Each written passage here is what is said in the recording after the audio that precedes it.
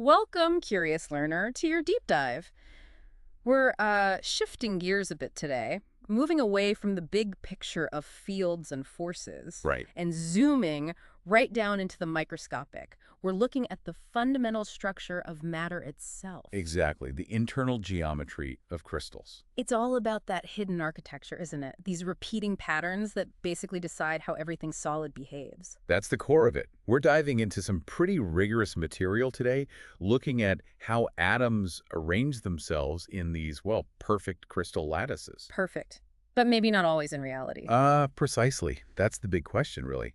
Why do real materials often act so differently from what the theory of perfect crystals predicts? That's kind of our mission today. Okay, let's unpack this then. We'll walk through what makes a crystal, look at the glue holding it together, the different types, Chemical bonds, yeah. then explore the rules, the symmetry involved, and finally, the really interesting part, why the flaws, the imperfections, are maybe the most important thing for understanding real-world strength. Couldn't have said it better. Let's start with order. Right, the principle of order. So think about any solid material. At the atomic level, those atoms are always trying to settle into the configuration with the lowest possible energy. Lowest energy equals most stable. Exactly. And when they achieve that, under the right conditions, they form a crystal. It's a solid where atoms lock into a periodic repeating pattern.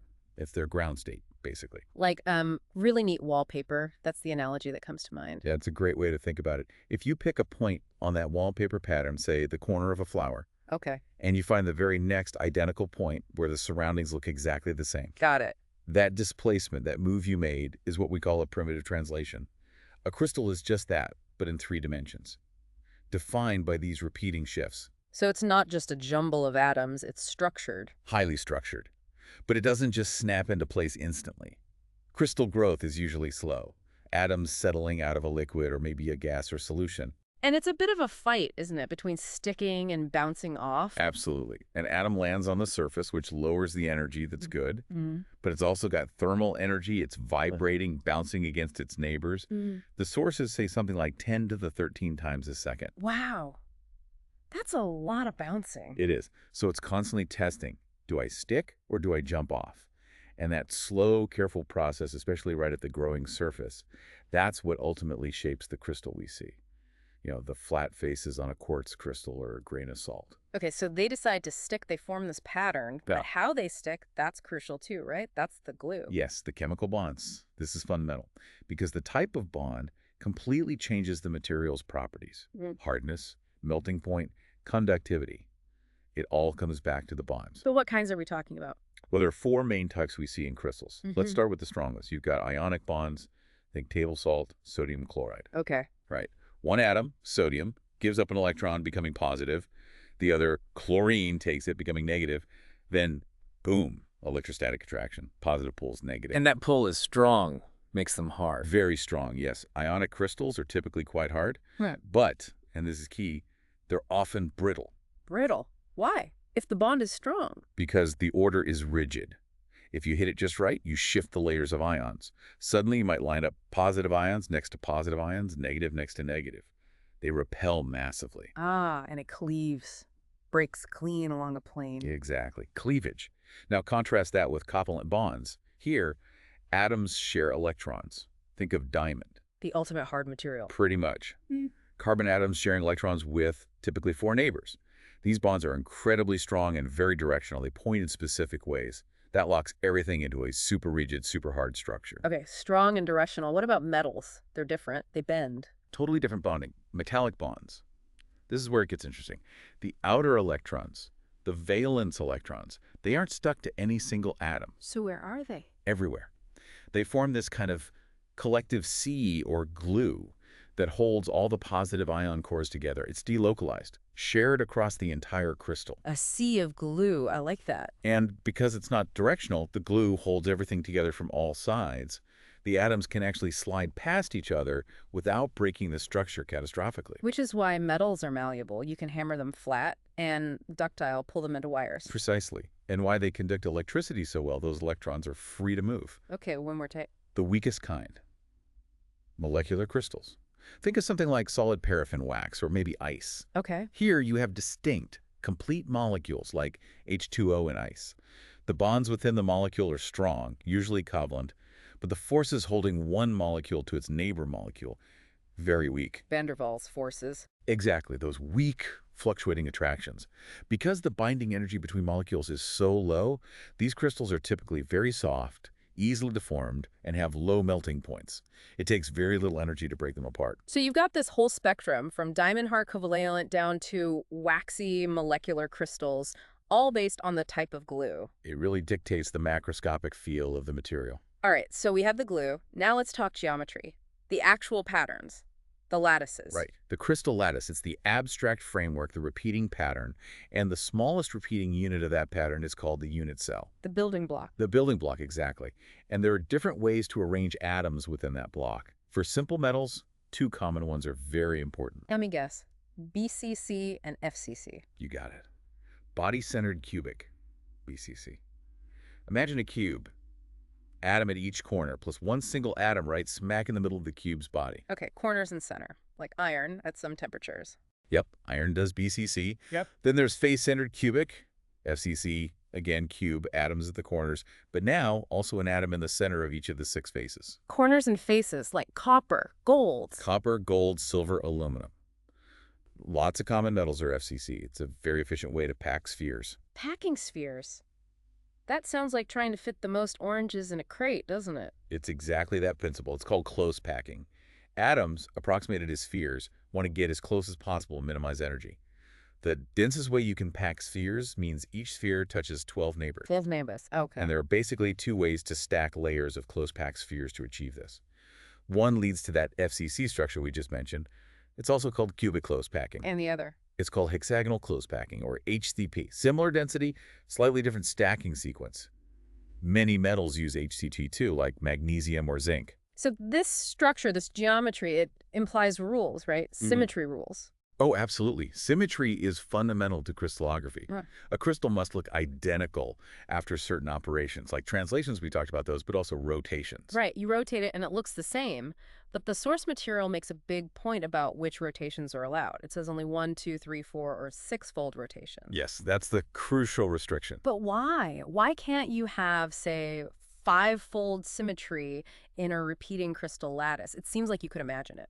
You can imagine it locally, but you can't tile an infinite plane or space with it perfectly. Think about tiling a bathroom floor. You can use squares, 4-fold, triangles, or hexagons, 3-fold, 6-fold, rectangles, 2-fold. Okay. Try tiling it perfectly with no gaps, using only regular pentagons, 5-fold. You can't do it. Yeah. You'd inevitably get gaps or overlaps if you try to extend the pattern indefinitely. Ah, so the need for perfect gapeless repetition across long distances forbids 5-fold symmetry. It's a geometric constraint. Exactly. It's a fundamental mathematical limitation of periodic tiling. And crystals must be periodic. That's fascinating. So the tiling math dictates the possible physics. In 2D, this leads to just 17 possible patterns, the wallpaper groups. That's right. Combining the allowed rotations with translations gives you exactly 17 unique 2D symmetry patterns. And in 3D, I imagine it gets way more complex. It explodes. When you add 3D rotations plus reflections, inversions, all combined with the lattice translations, you end up with a total of 230 unique space groups. 230 ways to arrange atoms with perfect repeating symmetry. Wow. It's a huge number, but it's finite and completely classified. These 230 space groups fall into broader categories based on the essential symmetry of their lattice. The 7 crystal systems. 7 classes, ranging from low symmetry to high. Exactly. From triclinic at the bottom, think a squashed box with unequal sides and angles. Very little symmetry, all the way up to the most symmetric, the cubic system, like our BCC and FCC examples, with equal sides and 90-degree angles. In this internal geometry, the specific system and space group, it affects the properties, right? You mentioned things might measure differently depending on direction. Absolutely. That's called anisotropy. Because the spacing and arrangement of atoms isn't the same in all directions in most crystals. Properties like how well it conducts heat, or how it responds to electric fields, or even how easily it scratches can be different depending on which direction you measure. So the direction matters. Okay. Now, the paradox. Ah, yes. The problem of strength. We've just described these incredibly ordered, often strongly bonded, geometrically precise structures. So based on that perfection, we should be able to calculate their strength, right? How much force to deform or break them. We can. And when physicists first did those calculations, assuming a perfect crystal, Yeah. the numbers were huge. Metals, based on their bonds and structure, should be thousands of times stronger than they actually are. Thousands of times. So where did it all go wrong? Why are real metals so comparatively weak? The theory went wrong by assuming perfection. Real crystals are never perfect. They have flaws. They have flaws. And crucially, these flaws allow them to deform much, much more easily than a perfect lattice would. Think about shearing a perfect crystal. You'd have to break all the bonds across an entire plane at the same instant. That would take enormous force. Exactly. But that's not the mechanism. Real metals deform via slip, and the key to slip is the dislocation. The imperfection. So what is a dislocation exactly? Imagine the perfect layers of atoms. Now, picture an extra half plane of atoms inserted somewhere in the middle, ending abruptly within the crystal. That line, the edge where the extra half plane stops, is a dislocation. Or maybe a missing half plane. It's a line defect. An internal line defect, like a wrinkle. That's the perfect analogy, Yeah. the carpet analogy. Trying to slide a whole big carpet across the floor is really hard, right? Yeah. It's a lot of force. Impossible almost. But if there's a wrinkle in the carpet, you could push that wrinkle across the floor with hardly any effort. Ah, okay, I see. The dislocation is that atomic scale wrinkle. It only takes a small stress to move the dislocation line one step over, breaking and reforming just a few bonds right at the core of the defect. That dislocation then zips across the crystal plane. Allowing the whole crystal to deform piece by piece instead of all at once. Exactly. That slip. That's why pure, soft metals like copper or gold deform so easily. They are full of dislocations that can move easily. The theoretical strength is never reached because the dislocations provide an easy path for deformation. So the weakness comes from these moving defects. It's incredible. Are they just bad then, these dislocations? Not at all. They're actually vital for crystal growth, too. Yeah. Often, a dislocation emerges at the surface, creating a step or ledge that never disappears. Like a spiral staircase. Sort of, yeah. Yeah. A spiral growth pattern can form. Ah. New atoms find it much easier to attach to that permanent step rather than trying to start a whole new layer on a perfectly flat surface. So dislocations actually help crystals grow. Wow. Flaws helping growth. Okay, but these things are atomic scale. How can we possibly visualize them, see how they move? Well, we can't see them directly with light microscopes. But there's a fantastic analogy, a physical model that makes it all clear. The Bragg-Nye bubble model. Bubbles. Like soap bubbles. Exactly like soap bubbles, but very uniform ones, all the same size. You float them on the surface of a soap solution. Okay. The surface tension between the bubbles acts just like the forces between atoms. It pulls them together, and they naturally arrange themselves into a hexagonal, close-packed raft. A 2D crystal made of bubbles. A bubble crystal? That's brilliant. So you can actually see the structure. You can see it all. Look closely at the raft. You'll see areas where the rows of bubbles are perfectly aligned. But you might also see boundaries where one perfectly ordered region meets another region that's slightly tilted. Those are the grain boundaries. The interface between different crystal orientations. Precisely. You see the messy transition region. And even better, you can see the dislocations. How do they show up? You might spot a place where there's an extra half row of bubbles squeezed in, ending right there in the middle of the raft. Or maybe a bubble is missing, causing the rows around it to distort. That localized defect is the dislocation, made visible. And can you see them move? Like the wrinkle in the carpet. Absolutely. If you gently push or shear the container holding the bubble raft, you apply stress.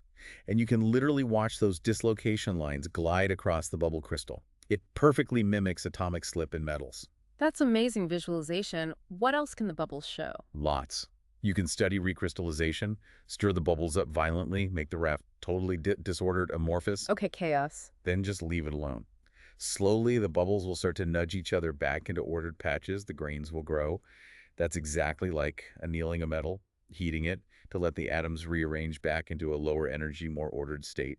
So it models heat treatment too. What about impurities, making alloys? Easy. Just add a few bubbles that are much larger or much smaller than the standard ones. Okay, introduce some oddballs. Those different sized bubbles disrupt the perfect hexagonal packing. They get stuck, and more importantly, they block the movement of dislocations. Ah. They act like roadblocks for the slip. Exactly. It makes the whole raft stiffer, harder to deform, which is precisely why adding impurity atoms, alloying, makes metals harder and stronger. The impurities pin the dislocations, stopping them from moving easily. The bubble model really brings it all to life. Incredible. So we started out looking for perfection, didn't we? The perfect order, the perfect geometry, the perfect bonds. The ideal crystal. But it turns out the most crucial insights, especially about real-world properties like strength, came from studying the imperfections, the flaws. That's often the way in physics, isn't it? The deviations tell you the most. We've covered the different bonds, the 230 ways to be That's symmetric. in crystal systems. Right. But the real story, for metals at least, is how those tiny invisible wrinkles, the dislocations, absolutely dominate their mechanical behavior. So the big takeaway for you, our listener, is that the stuff you can touch and feel how hard, how bendy, how strong a material is, it's not just about the atoms involved, the chemistry. It's profoundly about the architecture, the geometry, and critically, the defects in that geometry. The internal structure, flaws and all, determines everything.